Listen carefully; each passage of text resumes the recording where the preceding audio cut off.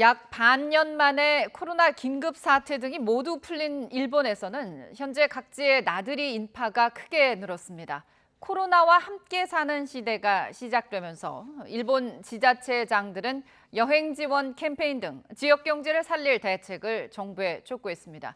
일본 코로나 상황 살펴보겠습니다. 이경화 특파원. 네, 도쿄입니다. 네, 이달 1일부터죠. 일본 전국에서 긴급사태, 또 준긴급사태가 모두 해제가 됐는데 휴일 분위기는 어떻습니까?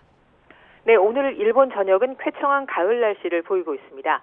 긴급사태 해제 첫날인 지난 1일 태풍이 지나가면서 도쿄 등 일본 동쪽 지역에는 많은 비가 내렸는데요. 긴급사태 해제 이후 첫 주말을 맞아 어제부터 전국에서 나들이 인파가 크게 늘었습니다. 도쿄에서 지방을 오가는 고속도로 정체도 이어지고 있습니다. 일부 지역은 코로나 이전 수준으로 돌아간 모습도 나타났습니다.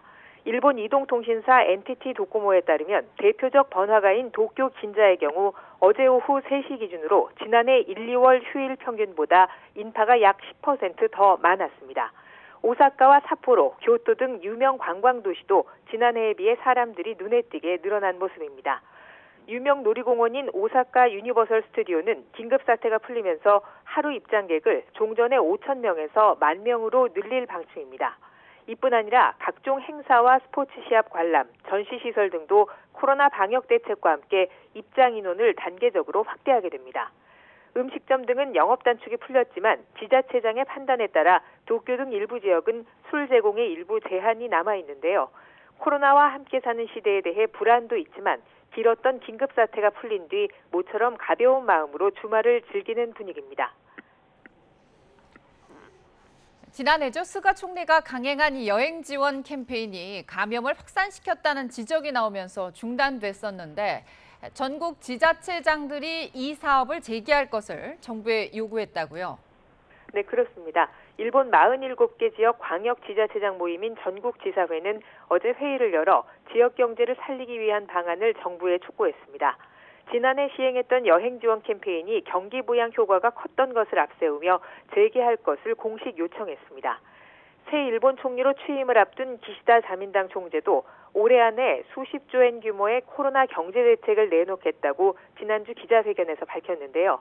선거 전에서도 기시다 총재는 대형 업소에 사람이 몰리지 않게 중소업체에 대한 지원 비율을 높이는 등 운영 방안을 개선하겠다고 말하기도 했습니다.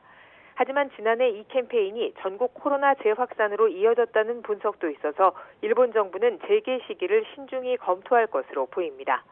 전국지사회는 또 코로나 재확산은 반드시 다시 올 것이라며 이번 대유행의 원인을 철저히 분석해 대응해야 한다고 밝혔습니다.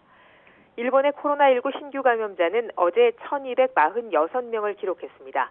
불과 한 달 전인 지난달 3일 전국에서 17,000명 가까운 감염자가 나온 것에 비하면 10분의 1 수준으로 줄어든 겁니다. NHK는 2회 이상 백신 접종을 마친 인구가 지난 1일 기준으로 전 국민의 59.8%로 나타났다고 전했습니다.